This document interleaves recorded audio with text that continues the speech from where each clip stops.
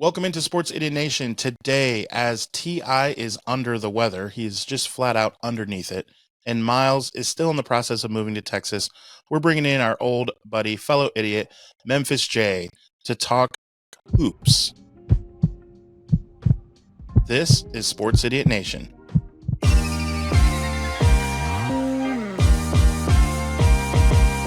Sports, comedy, pop culture, and everything in between. By idiots, for idiots. Welcome, sinners. This is Sports Idiot Nation. Welcome into Sports Idiot Nation, all you sinners. Today is February the 3rd. I was thinking about Punxsutawney Phil. Did you check that out, Memphis J? You saw a shadow, I guess. Not. What was my son mentioned it, and we that was about as much as we mentioned on it. We didn't. So yesterday, Punxsutawney Phil, this guy comes out and he does this little rap, and like he rhymes and all this and blah blah blah, something that rhymes with shadow, and then he's like, "Yes, it is true. Punxsutawney Phil saw his shadow," and everyone cheers. Which I don't know why they're cheering for 6 more weeks of winter. I don't know why you would cheer that on. The idea is that you don't want him to see his shadow so that it's early spring. But right. So far, I guess it's not going to be an early spring. I don't know. It's crazy. Again, Memphis J is hanging out with us. T.I. and Miles are not with us today. But because of the big weekend, I mean, let's just get right into it. Because of the big weekend, Memphis J, basketball news. Where were you? This is like JFK, bro. Like, where were you when it happened? Were you already sleeping or what? No, I was at home watching basketball. I don't remember exactly what game, whatever was the later game. But I was actually posting to the Hoops Idiot Nation. I had my phone in my hand, and the Facebook and Instagram, I've got control of part of both of them, but they don't instantly send one to the other. So if there's a good post on the Facebook that T.I. or I post, I'll grab it and put it on the Instagram. So I was kind of in the middle of going between one or the other, and I saw one of these, trade things, and it looked official, but it's that time of year where everything kind of looks like, well, no, let me double check before I say anything. So Same. That's where my original post within a minute or two was like, is this confirmed? Question mark. That was the first thing I said was, I wanted to like see a few more. And then once I made that post, put a little graphic with it, I checked in and saw, was it really all over the world? They were saying it and it looked official. I was like, okay. So I kind of updated the post as it went to give you the details of who all was involved in the trade, since it wasn't just 1 for 1 or, right. Exactly a simple, still pretty simple trade, but not 1 for 1 or anything like that. Right. But yeah, I was in the garage where I've got a little TV to watch basketball and work out some. So I was kind of in the man cave working on content for the page, and I was just like, oh man, this is kind of crazy. It's one of those that definitely, it's set with us for some hours a day or so, a couple of days here. It makes a little bit more sense now, but originally it was just like, well, wait, why would you do this? Right. Because it immediately was just like, hold on, this is kind of too bat crazy for me to want to believe it right off the bat. I had to double check it and see if it made sense. It's an interesting trade. It kind of, everybody's acted like it's the biggest one that's ever happened, and I'm sure the NBA likes that for the narrative that their season is not going as hot ratings wise, to get everybody interested in a big blockbuster trade. Kind of brings you back to it. But it also had me kind of thinking about other big trades that we've had, surprises in the trade world of the NBA over the years. But yeah, this one is definitely kind of a surprise and a shock, because and some of this is, still new, and by the time people are watching this, we may have found out more about how it happened and who knew what. But from what I've gathered, they're saying that LeBron did not know until the owners and the management made the move. They're saying nobody really knew except for, I think, AD opened up said he was open to a trade, basically taking away his no trade clause that he had in his contract. He was like, okay, I want a big, but if not, here's my trade clause. I'll pull it back or something to that extent. He kind of opened the door. So maybe he knew, but, I don't know if it's been confirmed, but everything looks like Dallas was the one to start this trade. With the only, depending on how you look at it, they only got AD and a first round pick in like 2029, I believe, or something. Which, in a way, you think for such a young star as Luka, you might expect them to ask for more if they were the ones getting the call to, hey, we want Luka. It might be a different trade scenario. But no, it's kind of a surprise. It on a level with the Lakers, it doesn't surprise me they make some crazy trades and give away a lot of draft picks that I'm not a big fan of the Lakers, but I also, that's kind of their history in the last few years is we're going to trade for right now. We're going to trade for right now. And it's, in a way, it's kind of surprising because it seems like Dallas is more making the trade for right now. They're thinking this is a move to help them win this year. I think LA is thinking a couple more years down the road, long term with Luka. But that's just my kind of take. I put a post or two on my personal Facebook and just a Murfreesboro group that was talking about it within the states, even though we're not around it. What people think, and it seems to be pretty mixed depending upon what team you're on. You really think your team won or the other team lost. It just depends. They're both really good players. I think it's going to kind of shake out to see how it affects them through the rest of the season too, because what I think the Lakers are in fifth place currently in the Western Conference, and Dallas is in the ninth place in the Western Conference. So does this allow Dallas to jump out of the play-in and get a secured spot? Does it knock LA down without, having a secured big? I think that's the biggest question, is who's going to be the big in LA. What are you thinking? Yeah, man, I don't know if we have enough show for what I'm thinking. So I know I went for a minute there. First of all, I'll say I was in the same boat as far as seeing it on my phone. Is this real or not? Like, I had to text the guys as well. And like, dude, what? Because the city that I'm in just opened, you'll like this, a barcade or beercade, right? So you have all these old school games, Turtles, Simpsons, Street Fighter, Skee Ball, and all the games are free. You just pay a $15 cover and there's no fees at all, which means when you die playing Ninja Turtles, you just re-up. You don't have to spend any money. Nice. So it had just opened on Saturday night. And so we closed that bad boy down. So we were there until 3 a.m. And so it came in at Eastern time. It was closer to 11 p.m., I want to say, roughly. Okay. And so we're in the heat of battle playing Donkey Kong Country or whatever whatever it is, Diddy Kong Racing or Mario Kart. And I look at my phone and I'm like, guys, there's no way.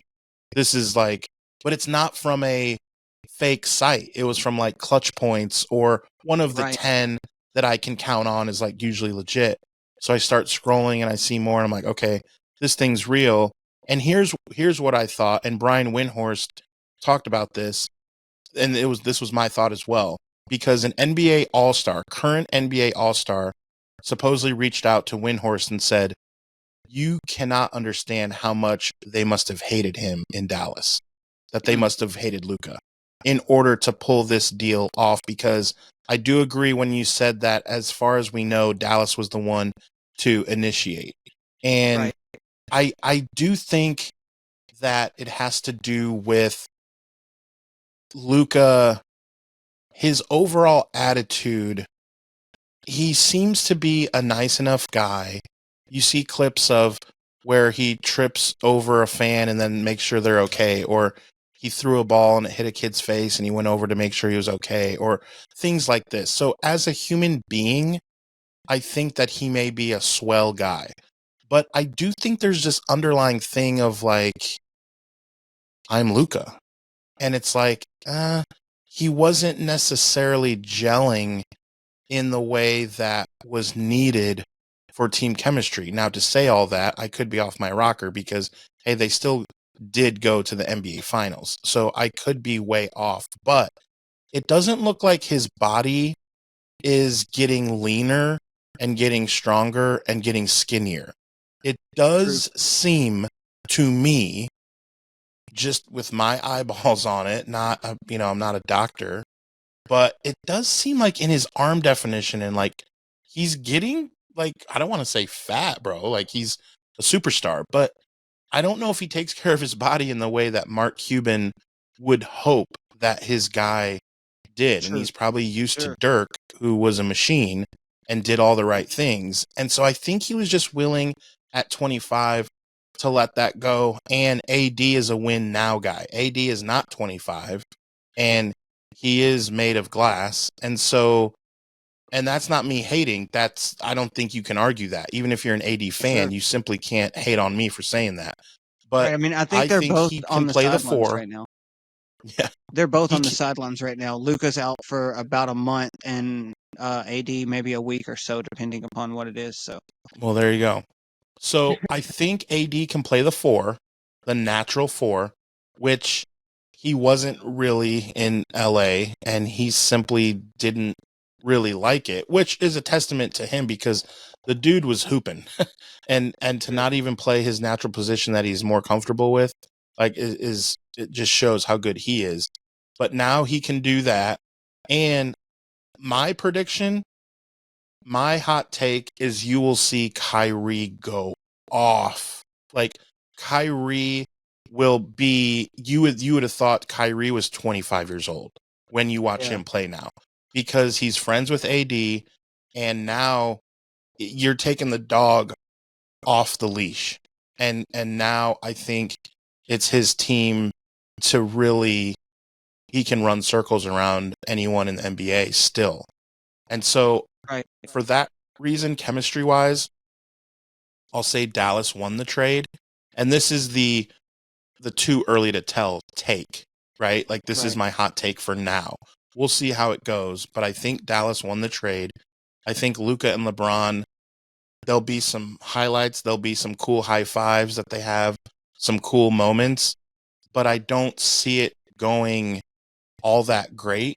Now their shooting improves because he can shoot from wherever he wants, but it just seems odd to me. It just does. It is the first time, did you know this? It's the first time that two players from the previous season were all NBA and they got swapped for each other. First time in NBA history. I mean, we're talking, it would be like Charles Barkley, Karl Malone, or Hakeem Olajuwon and Patrick Ewing, or, you know, it's that magnitude. Where even, did you see the clip from the Phoenix Suns? Yes, where they were like seeing it on the sidelines when they realized it in real time. Yeah. They're like looking up at the crowd, and like Booker and Mason and KD are like, they're just completely dumbfounded. And then afterwards, KD's talking about it, and he's like, man, at the end of the day, I was surprised, but then the more I think about it, I'm not surprised because this is a business and we got to remember that. And it just shows how at any time something can happen like this, and it's a business. And KD, you can kind of see like, man, like, okay, it's just crazy because there was rumors of Chris Paul moving from San Antonio and just all kinds of stuff. Like, it's that time of year, I suppose. I think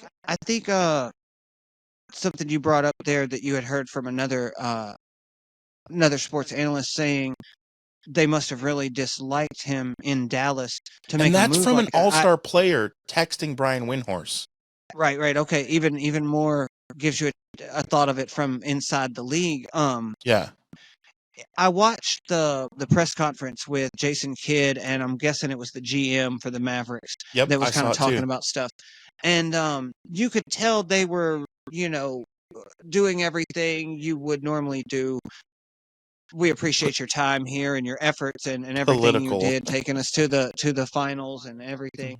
Mhm. But you can also tell that they were finding the right ways to say, we value defense, I think was a big thing. It was the exact words, He we didn't play value no defense. And so defense. that's kind of a nice way of saying you're not doing what we want in the defensive areas, or we weren't getting what we expected. And then I forgot the other thing they said that other than that, they were like, he thinks he would fit the scheme better, which, I agree with you.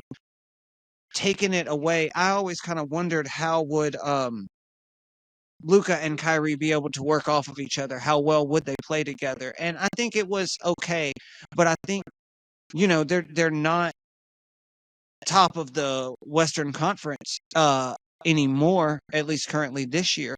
So we don't know how it would have played out long term. I do think in the immediate time, I think the Mavericks, they chose it, and I think they won the trade. You got to think they're getting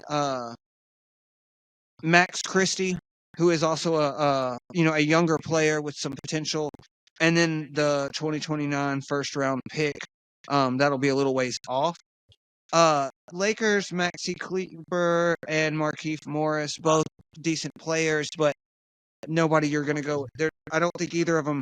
Maybe Kleber is as young as Christie, but um, and I guess somehow in this, the Jazz received Jalen Hood, Shelfino, and a Yeah, Clippers he went to second IU. round pick and a 2025 Mavericks second round pick. So I don't know exactly how the it worked to make all of this work. I'd have to look at the different teams, which ones were on. But it is like you said, being an all NBA for all NBA, that does make it a little bit bigger. Just a little. When you're talking about superstar trades and stuff like that, I was thinking back to of course Kevin Durant and the Phoenix Suns was a big one, but even the people he was traded for, it took a package to kind of get close to KD's level of stardom. It took multiple people with that trade. Um, Shaquille O'Neal to the Miami Heat was a big one. And then also being a Grizzlies fan, I thought about the Paul Gasol for Mark Gasol trade.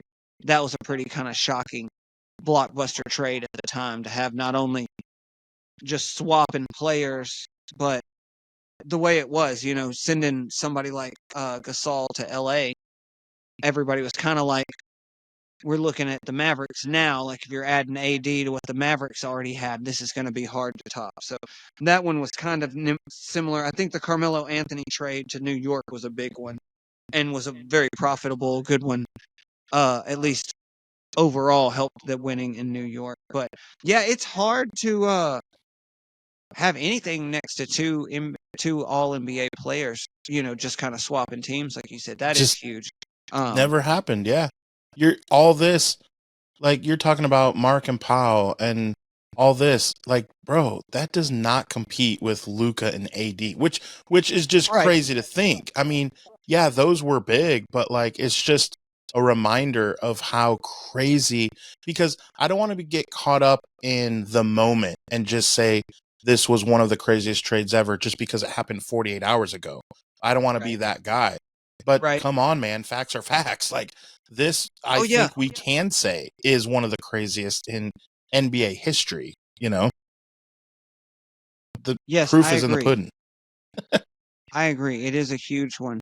Um, I was looking at the draft class, waiting on it to pull up here. Okay. Um, that's right. Luka went third in the year he was drafted. They got Ayton first. Phoenix got Ayton. Sacramento got Marvin Bagley the third. With the third pick, ATL actually was who drafted Luka Yes, and traded with with Trey. Dallas, who had the fifth pick. Memphis was sandwiched in there in the middle, and I'm always still kind of, as a Memphis fan, proud of they got Jaren Jackson Jr. in that draft. And It's a good pick. yeah, and if you follow Memphis basketball on a level, even as we've gone through some of these years where, like last year, we were struggling without some of the stars healthy. Jaren Jackson Jr. has almost always been there, a solid playmaker, Steady Eddie. only getting better. So I think they're one of the ones where I don't think they completely lost, even though they didn't choose Trae Young or Luka at that time. You got Mo Bamba, and then after that, other than at 11, Gilgeous Alexander was what is it? CHO. That would be what, Charlotte? Yeah. Yeah, Charlotte Hornets at the time. So, there was some other great players in that draft, but it's kind of interesting to see that they're not exactly your normal player for player you would think. I think that's maybe what shocked us so much about the trade is not that they have to be the same player positions or anything close like that to make a trade. It was just kind of like, whoa, you're trading this for that? Like, um, I understand it on both sides though. When I think about it short term and long term, I don't know that it's helping the Lakers in the immediate because I still kind of wonder if LeBron and Luka will be able to play well together. But That's I think my they thing. know what I think the Lakers know they've got, a couple more years at most max with LeBron. And the other thing you got to think about is Luka's got a huge worldwide appeal. AD is not drawing the worldwide. Well, I mean, there are people that like Anthony Davis all over the world. I won't say that, Sure, but but it's not like Luka, being this kind of worldwide phenomenon that's selling jerseys. He's definitely higher on the jersey sales than AD this year. So I think that's something you would kind of consider. But it is a real shock. I'm not I don't really want the Grizzlies to make a whole lot of trades without off just the top of my head, but I am excited to see some other teams make some shakeups like this. Maybe see some other teams, decide to go crazy with a trade that they really didn't know if they should do it or not, and just be like, well, okay, if they're going to go this way, then we're going to go this way too. So, right. it's interesting. It's also kind of like you said, it shows not only it's a business, but you always got to be working hard to be getting better and to keep producing. And, you're only as good as your last game's stat line in sports like these. Whatever you did, you made it to the finals last year. Great. It's a different team this year. We just traded you. Sorry. Um, it's kind of crazy. But it's all, sports is sports. You get paid a lot. I don't feel too bad for them other than like the kids and family and people having to move around and stuff. But, the guys, not exactly just plug and play, but it's a business. Which, speaking of that, Luka is eligible now for Supermax out of LA, and we'll see. Like, I don't see a reason why he wouldn't sign that. Which, that's neither here nor there at this point. It's just in speaking to how you talked about it's a business. I mean, these guys are going to be just fine on that level, but chemistry for me is the biggest thing. That I just think that's the reason why Dallas won the trade.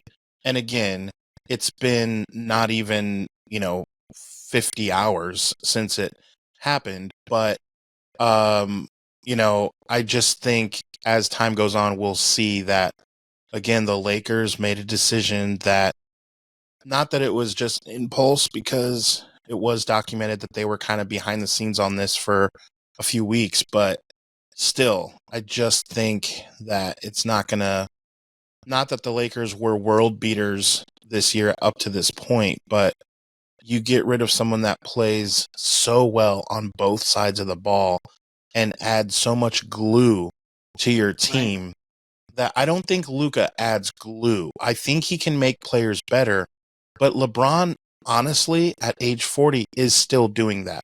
LeBron still has Right. some of that in him where he makes players around him better, other than his own son. But everyone else, he does make better at, you can argue still. So it's like you don't need that from Luka, and Luka can take over a game, but what you're trying to win series, you're not trying to win games at this point if Right. you're a Laker fan. You can win games anytime you want. You want to win series and you want to get to the finals. Whereas Dallas, yes, they have a leg up because they're already there. They were just there last year. So, of course, anything they do that can bolster that, obviously AD does that. So I'm kind of excited just to see in the NBA what happens. Like you said, trades in general. There was talk of Wiggins leaving the Warriors in a trade. There's always talk, Chris Paul had come up and things. It's definitely interesting to see. I want to talk about also in a couple weeks, we know that All-Star weekend is in my city where I'm from. I'm definitely excited. Right. I wish I was out there in San Francisco, but I want to run some numbers by you real quick. And I want to ask you, you're either going to just flat out agree, or I want to hear why you disagree and some points why. All right, so I'm going to give you some information here. You're watching Sports Idiot Nation. Be sure to like and subscribe on YouTube. Is the most fun way to watch. We are all over social media, wherever you get your social media. We're going to get into Hoops Idiot Nation here in a little bit. Right now, we got Memphis J. I got some info for him. He's going to tell me if he agrees or disagrees and why. So listen to these stats real quick. 28.2 points per game, 5.3 rebounds per game, and 7.3 assists with 1.4 steals per game. Okay? Remember those stats. So 28 points per game versus 24.1. 5.3 rebounds per game versus 5.5, 7.3 assists versus 5.4, and 1.4 steals versus 0.7. First question I'm going to ask, do you know where I'm going with this? It's okay if not. I'm just curious. I would say yes. I mean, only on it's going to be about who got selected and who didn't. But do you know the two then? No, I'm gonna guess with you being a Golden State fan, was it that Curry did not get, or he did get a All-Star No, slot? he's just fine. He's Right. just fine. There's a few Definitely other players not those. that are in the argument that maybe he didn't deserve it. Is he one of the players you've got in this stat line? Nope. No. Okay. Completely separate from Golden State. Okay. Interesting. No, Way I know. east. Way in the east is where That's I'm right. going. There was one. Some people were talking about, and I don't remember who the two players were. All right. I don't I'm know going if to lay it's it the on same you. one you're talking about. Go ahead. All right. So these 28 points per game, 7 assists, all that jazz. LaMelo Ball. Right. And the other player at 4 points less, almost an entire steal less, 2 assists less, and 0.2 rebounds more. So the only thing he's better at is 0.2 rebounds, which at the guard position isn't a huge deal. Right. Tyler Hero. Now, I am a Tyler Hero fan. I am not a hater. Right. But come on now. Can you look at these stats? 28 points per game, 7 assists per game, 1.4 steals, 5.3 rebounds, and say that Tyler Hero belongs over LaMelo Ball? I'm just curious. I truly don't think there's a wrong answer. We're just talking, but I'm curious what your take is on that. The only thing I will say, if I was going to say no and not just go, yes, I agree with you, is I just looked to make sure where we were at. I knew that Charlotte was lower in the standings than Miami Heat were, of course, but Charlotte currently has 12 wins and Miami has 24 wins. Now, So should that technically matter? Honestly. I know. And I guess like it's one of those things, if we're arguing it, are we taking into consideration all of the turmoil going on in Miami and they're still at least in the 6th spot, whereas Charlotte's at the bottom? I don't know. I didn't pay really close attention. I think they pulled a little bit away from how much the fan vote counted this year. I think they weighted a little heavier, but I'm kind of just guessing. I voted once for some Grizzlies, one of the triple voting days, but I didn't pay really close attention to. I know the coaches and media analysts have a say so in it, but I don't remember it never surprises me when the really big market teams, like a Miami, would get one of their players in over Charlotte, just because their social media team is out here going, "Hey, vote, vote, vote, vote, vote," and Charlotte fans are just mad. Um, I'm just guessing comparatively when they're looking at posts from their team if they're at a 12-win season right now. Completely fair. I'd be kind of mad about like, well, what does All-Star matter if the rest of our guys aren't even starring right now? Or something. I don't. All due respect, they're NBA players. They would cook me all day long. Of course. But I mean, close to 30 points a game, and Right. that better in all the other stats, and only 0.2 on rebounds, which is just, again, a nothing burger to me for a guard. But to have 4 more points per game and 2 more assists and almost 1 full steal more. Right. I'm just and I'm not a Tyler Hero hater, and I'm certainly not. We could do a whole show. We could take a time machine and talk about the Ball family, and there's so much to make fun of there. And he is a hooper. I will give it to him. He is a hooper, and I do enjoy if it's a highlight tape coming from him. I'm not scrolling past it. I'm watching it because he is that good. I'm just simply stating that apples to apples, I want the other guy in. And it's just it's really hard to say that absolutely Tyler Hero should be in over LaMelo Ball. It's just my take. I mean, when you look at those numbers, if it was like 23 points a game, 24, 28 is up there for half of the season. I mean, and I know he hasn't played as many games as well. I wonder if that is a factor, but I mean, when you're getting that close to 30, I mean, come on, you belong in the All-Star game. That's just my opinion. But I don't know. When you take a look at the rosters, was there anything else that jumped out to you? Between the two teams? Yeah.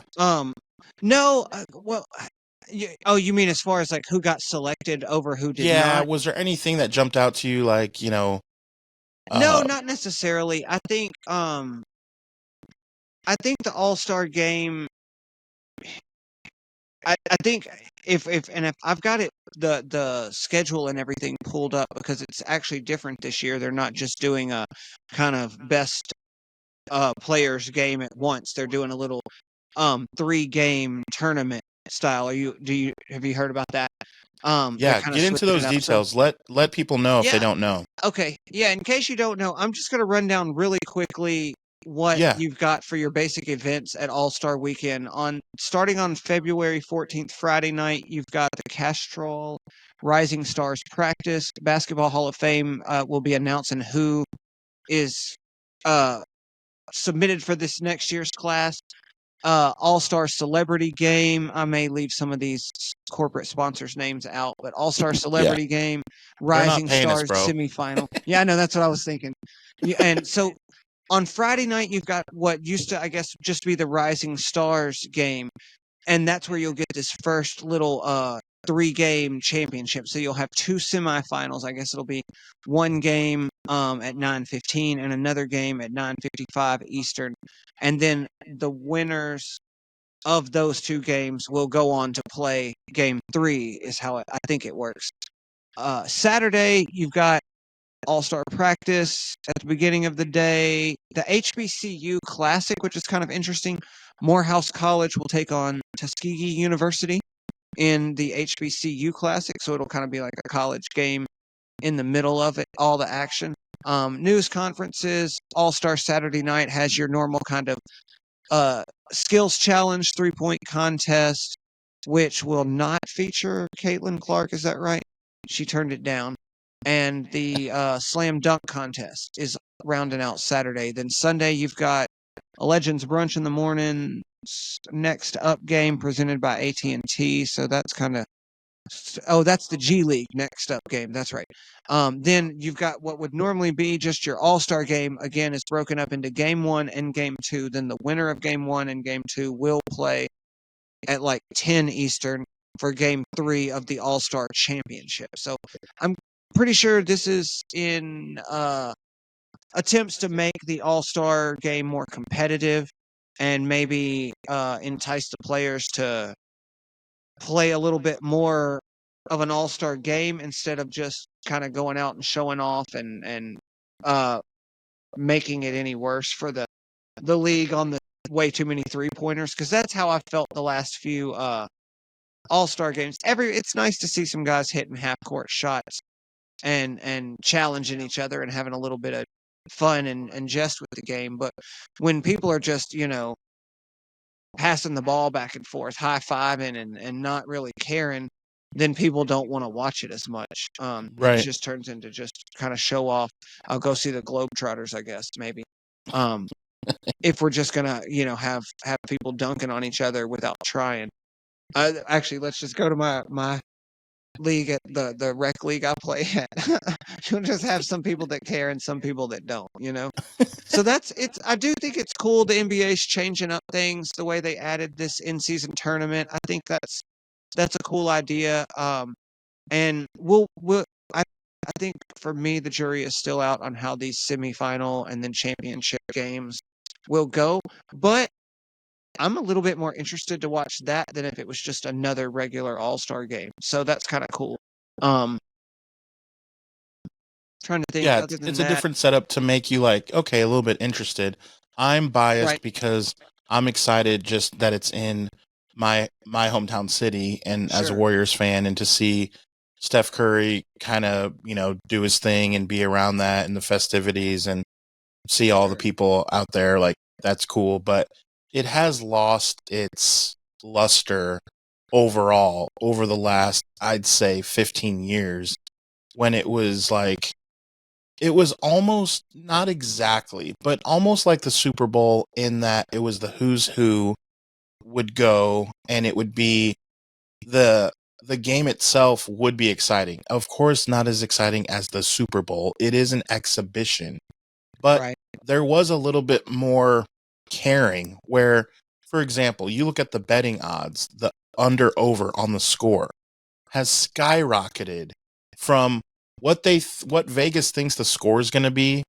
Why don't you go look 15 years ago what Vegas thought the All-Star game score was going to be, and now look at what it is in the last 3 years. It's ridiculous. And Right. because they just know that over time, it's just, there's no defense and no nothing. So it's lost some of it, but it's still intriguing enough. We'll talk more about it as it gets closer. It's in a couple weeks here. I want to shift gears here. Let's real quick run through how Hoops Idiot Nation got started, how it's going, what you're excited about. As TI is sick, normally we run through a lot of the pages that is affiliated with Sports Idiot Nation. Reminder, follow Sure. Sports Idiot Nation wherever you get your social media, and make sure that you subscribe to the podcast. We're up over 16,000 subscribers. But we got Memphis J talking all things hoops. So tell us about Hoops Idiot Nation. Sure. Yeah, Hoops Idiot Nation is not the first time I've been kind of helping out with Sports Idiot. I've been kind of helping Ti since supporting him as much as I could since he got started, really. But I have always been a much bigger basketball fan. He and I both are big Grizzlies fans, so we've always kind of shared that and had things we would talk about with that. But the Hoops Idiot Nation was always kind of in the original plan when he talked about creating Sports Idiot Nation and then growing it into other kind of other pages that represent the same, Wrestling and the all Idiot that, Nation, yeah. right? And he kind of had a good idea of what he wanted to do from the beginning, and we had talked about, oh yeah, I'll help you out with the Hoops Idiot page. I was doing and there is still a page out there. I think it's still on Facebook that's High Def Sports that I was doing, kind of just fooling around, doing some sports reporting and journalism, getting my feet wet a little bit with it.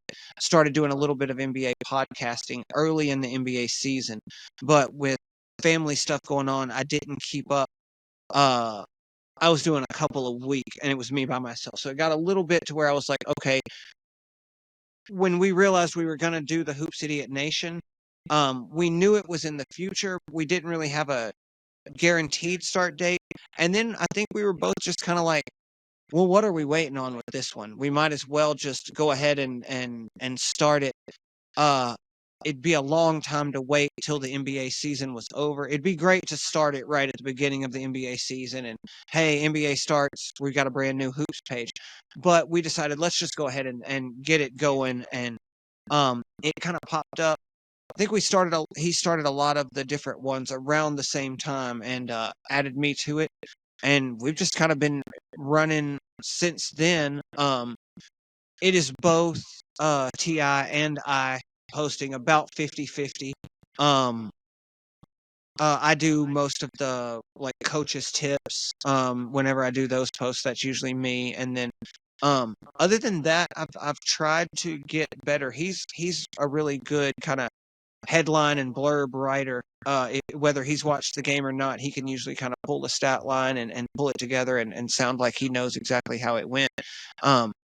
But also as well, I had a High Def Sports Instagram page, and I reached out to T.I. and was like, hey, are you going to do an Instagram page for the Hoops Idiot? And he was like, I haven't yet because I've been so busy with all the other pages, but I'm open to it. And he's like, I may be maxed out on how many accounts I can open on that platform. I haven't checked. And so I was like, okay, well, let's just switch High Def Sports to Hoops Idiot Nation.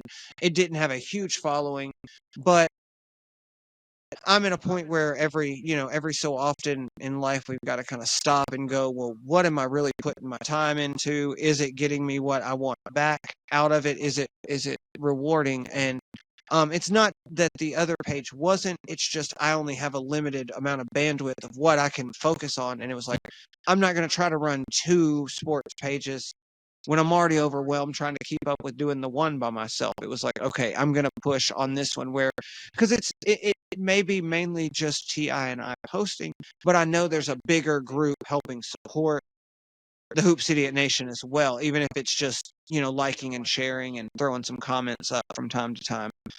That's what you really need in the beginning is a little bit of community. But that's kind of where we're at. If people are not following the page, I encourage you check us out. We do a good overall coverage of kind of what's happening in basketball. I wish I had more time to really put in to reporting everything. I wish I just started watching some of the Unrivaled League with the kind of 3-on-3 women's stuff.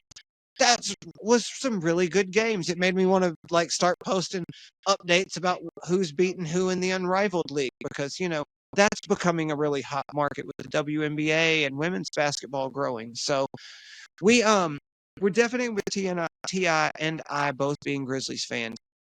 We do cover the Grizzlies fairly well, but we also cover a good bit of other NBA teams, any of the kind of marquee matchups or any of the bigger teams that are going on. We like to follow and post about those day to day, as well as, your normal kind of trades and stuff that's going on. But I also like to bring in, stuff about pickup basketball and occasionally throwing up stuff that's like, hey, here's how to increase your shot form or your shooting percentage and stuff like that. Because we're still in a I'd say a phase where we're trying to figure out who is our audience and what exactly do they want. But we want to post a whole lot of basketball content and just kind of keep throwing it at the backboard and see what, rebounds in. And what kind of people like. But yeah, it's been a lot of fun so far. I'm having fun. I think we just crossed 88 followers on Facebook. So I'm sure we've got a post. He'll do a cool graphic for 100 followers or something coming up. We haven't made a lot of posts about milestones yet. Which, speaking of, congratulations on y'all, well over the 10,000 mark on YouTube. That's impressive. Growing is always cool to see with the people you're connected with and supporting.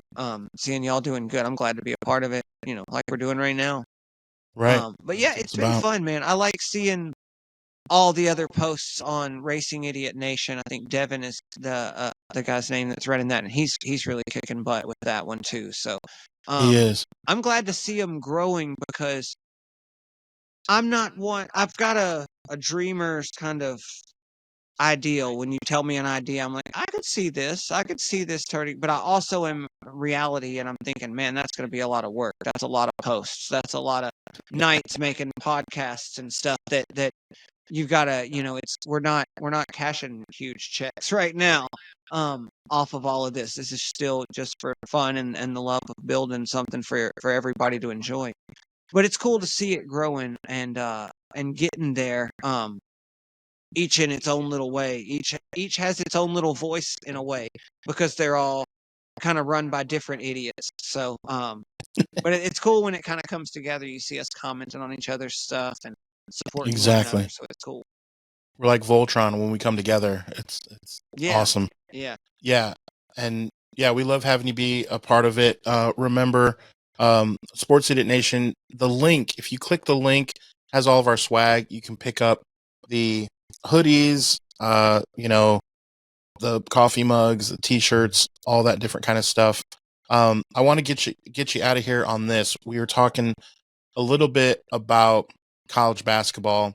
Sure. And the one thing I want to talk about, there was a lot of good matchups. We're starting to get into, as far as college basketball, where Heating it up. matters, because Yeah. these end of the year tournaments before the big tournament they're right around the corner, and the Mhm. dynamics of who the team is and what they are is definitely taking shape.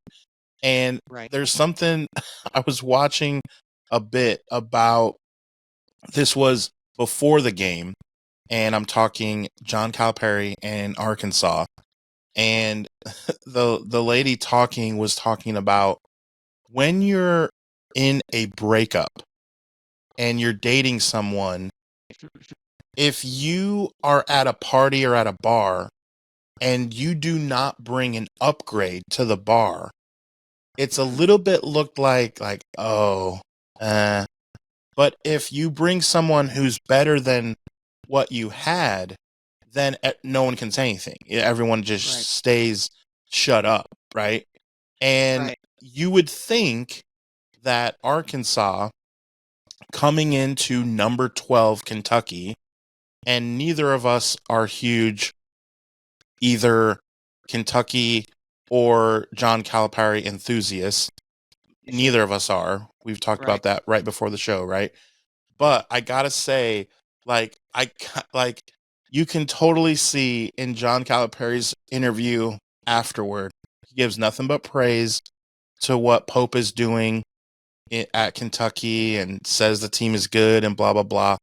But I just feel like, excuse me, I feel like there's a hidden little like, hey, I'm with someone hotter now. Like I'm with the Right. hotter girl now. When you go in and beat number 12 Kentucky by 10, like Mhm.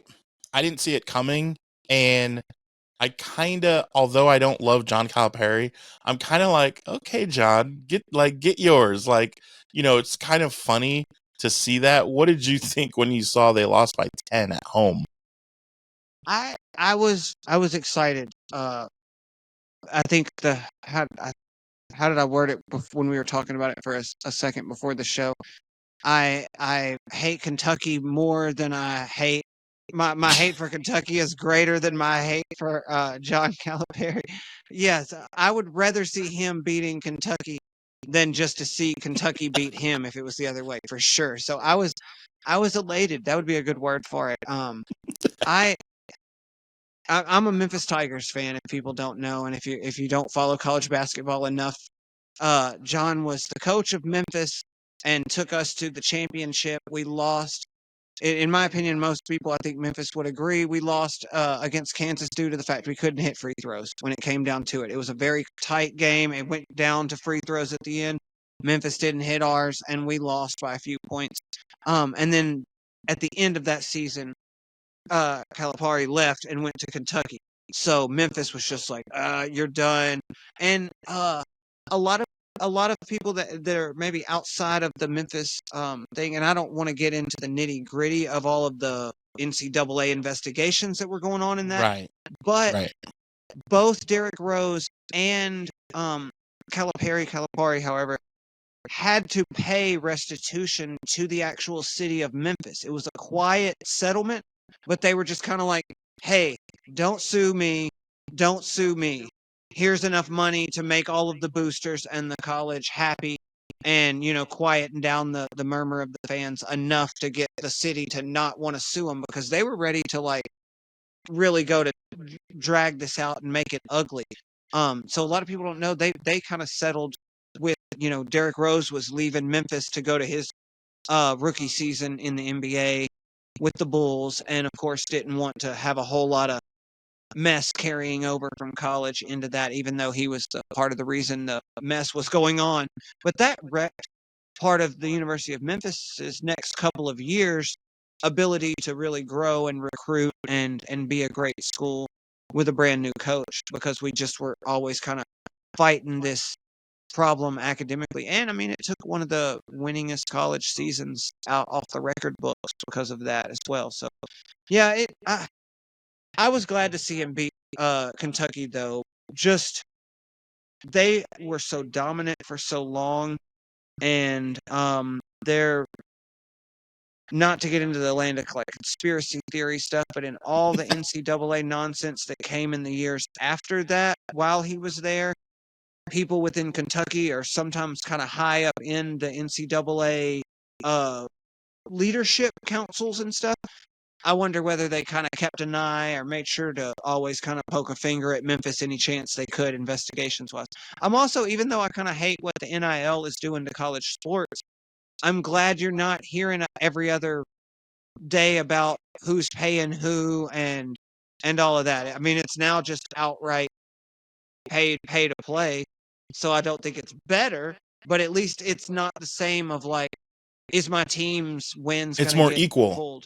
Yeah, it is. It is a little more equal, or at least we all know how at least what's happening to a certain extent. Right. It's more It's kind of crazy transparency. when you see some of these interviews with the coaches and they're, like, sometimes they're talking about more of the football-based program, but they're like, if we could get $1,000 from every alumni family for the University of yada yada, we would have the money to compete with the University of yada yada, and the money that they're, and you're like, whoa, this is super huge, dollars that I know they were getting some stuff going on back in the day.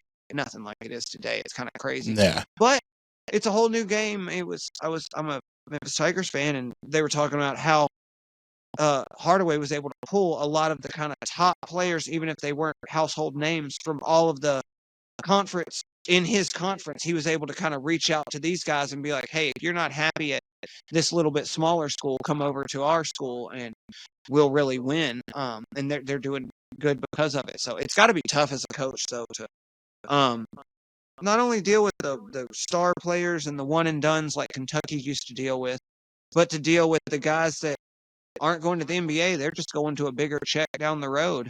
If you can't keep them happy year to year, it's crazy. But It's the new I'm normal. not against the guys getting paid. Yeah, it is the new norm. It is the new norm. We got to kind of get used to it. But it is interesting. The college hoops this year has been interesting. Like you said, it's starting to heat up. It's starting to get a little interesting. I know T.I. will be mad if we don't mention Auburn just torching through everything. They have done really well. I've watched a few of those games and been really impressed. I'm hoping Memphis doesn't have to face them. I think we faced them in that tournament, and they were the one team we didn't win in that tournament against. It was a good game, but we didn't have it. They were definitely, you could tell they were a better team in that matchup. Well, we'll definitely have you back for March Madness show when we get all of our guys back, and we'll go to the quadrant of I love when we have Yeah. four, Yeah. four people. So again, follow Hoops Idiot Nation. Of course, follow Sports Idiot Nation, and be sure to check out the link for our swag. So t-shirts, hoodies, you name it, it's pretty much there. Shout out to Memphis J for hanging out with me, and shout out to Miles and T.I. as they are, of course, with us in spirit and with us through the YouTubery. I know they're watching and hanging with us. Sure. So again, check us out wherever you get your social media. Sports Idiot Nation, new shows every Monday and Thursday, which means we will see you Thursday. Okay, all you sinners, follow Sports Idiot Nation on TikTok, X, and Instagram. Like us on Facebook, and remember, the most fun way to watch us is on YouTube every Monday and Thursday. Be sure to hit the notification bell so you can be updated when new content drops. Remember, the podcast can also be found on the usual suspects of Apple Podcasts and Spotify. Always remember, don't be an idiot. Sinner.